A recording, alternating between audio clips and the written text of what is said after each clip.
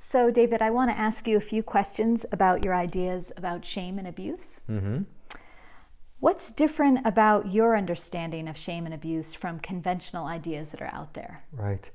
Most people think of abuse as somebody, like a bigger person, hurting a smaller person, and that smaller person gets hurt, like an assault. Like I'm bigger than you, and then I punch you, and then you get a black and blue mark, you're assaulted. That particular problem tends not to be so difficult. You're hurt, maybe you're really badly hurt, maybe you need to go to the hospital, you need to get tended to because you are hurt or wounded.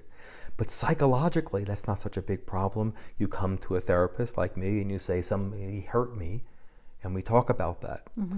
Here's what makes it, my model, different and what complicates that issue. Let's say I hit you. I don't want to hit you. Let's say I hit you. And you say, hey, that hurt. And I say, I don't think that should hurt. What's wrong with you? And then somebody else is there and they say, you're so sensitive.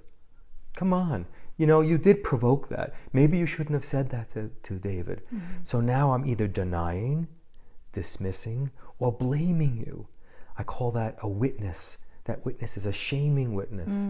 Now what happens when you come to me for therapy is you don't say, hey, I got hurt. You say, why am I so sensitive? Why do I provoke people? What is wrong with me? The essential shaming question. That difficulty, the shaming difficulty, that witness that's now inside of you, that is a much more complicated psychological problem. I call that an abuse dynamic, an abuse problem. It reminds me of a metaphor you've used before when you talk about shame and abuse. Something about, let's say someone gets cut, they have a cut, and that's a simple cut, not a big deal, needs some tending to, but not a big deal. But then let's say it gets infected, and that infection is equivalent to that shaming witness. That's right. You get a cut, you were just showing me, like a cut on your hand. And then rather than me saying, well, it looks like you cut yourself, let's get that tended to, let's get it stitched up, let's get it bandaged, let's give you some aspirin for the pain, I wrap it in a bandage. The bandage is like, there's nothing there, you're not bleeding, I don't know why, you shouldn't have stuck your hand in there. Now I'm wrapping that hand in that belief system. That belief system now shames you, and you don't come saying, I hurt my hand, help me, doctor. You say, why do I put my hands in the wrong places? Again, that something's wrong with me belief system, that's very hard to dislodge. How do you incorporate that into your counseling with individuals? Right. So if you've been hurt, in my opinion, or shamed by a witness, somebody who looks at you in a certain way, then it has to be healed by the way I or someone else is going to witness that. That means I have to not dismiss you. Even if someone says that's not a big deal, if you act like it's a big deal, I have to take it like it's a big deal. I have to believe you deeply. I have to not dismiss, not deny, not say, did you do anything?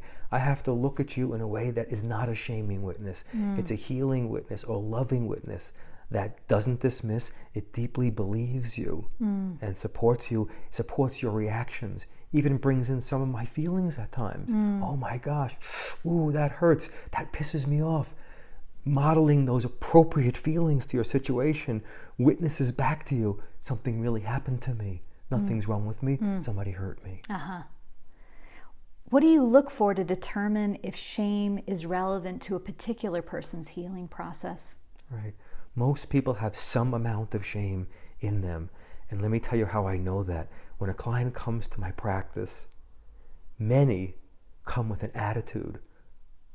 Something's wrong with me, can you help me with it? Why do I end up doing these things in relationships? Why am I using this substance and it's bad? Please stop me from doing that. Help me not be that way.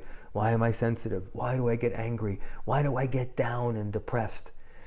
We can help a person with all those feelings.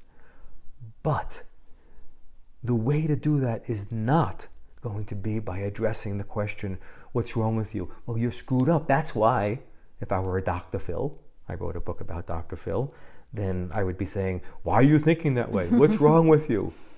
Get a grip. Is that working for you? Right. That acts like there's nothing natural happening for you. So when people come with this attitude, what's wrong with me? I've been to a healer, I've been to an acupuncturist, I've been to 2 therapists. They're telling me I walk around as if something's wrong with me. That very attitude is part of the healing problem. Fascinating. We want to let people know who are watching that you have a class coming up. It's called Introduction to Shame. It's on Friday, June 10th, 2016, from 5 p.m. to 7:30 p.m. Mountain Time. And that's an online video conference class. Is that That's correct? right. Yep. It's worldwide, so people from different parts of the world can show up. Everyone can see each other. I'll teach something about the witness, the shaming witness, and a loving witness that can be more healing, and probably do some demonstration to show people how to witness their experiences in a way that loves and heals and doesn't shame. And if folks are interested in learning more or registering, they can go to davidbedrick.com and click on events, and the class will be there. Great. Thank you, Lisa. Thank you.